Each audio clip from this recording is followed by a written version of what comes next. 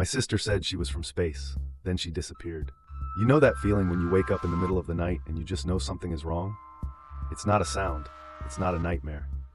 It's just a change in the air.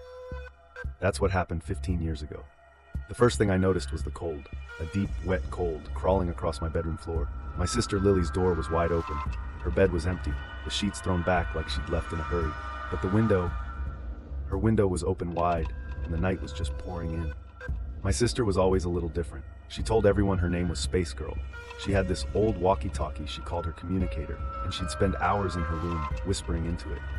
Sometimes, I'd press my ear to her door. I couldn't make out words, just these weird clicking sounds, like bugs talking. On her ceiling, she had those glow-in-the-dark stars, but she'd arranged them in patterns I'd never seen in any book. She said it was her map home. My parents thought it was just a phase, a game. I wasn't so sure. I started feeling like we were being watched. Sometimes, standing in the yard at night, I'd see a flicker of light in the woods, just for a second. I'd tell myself it was a firefly, but fireflies don't look like that. That night, the night she left, I found her standing in the backyard. She was in her pajamas, barefoot in the wet grass, just staring up at the sky. She wasn't shivering, she was perfectly still. "Lily, what are you doing? Mom's gonna kill you," I said. She didn't look at me, she just pointed her little communicator at the sky. "They're here," she whispered.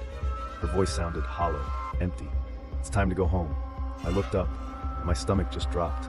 There was a light. It wasn't a star, it wasn't a plane. It was a pale, quiet dot that seemed to pulse, very, very slowly.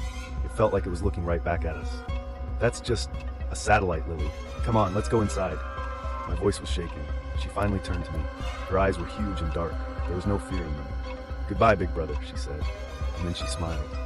It wasn't her usual smile. It was something else, something older. Then she just ran. She ran straight for the dark woods behind our house. I screamed her name and ran after her, but she was so fast. The woods were suddenly so dark, so quiet. It felt like the trees themselves were hiding her. One second she was there, and the next she was gone. The light in the sky was gone too. The police searched for weeks. Nothing. Not a footprint, not a scrap of her pajamas. It was like she just vanished into the air. For 15 years, our house has been quiet.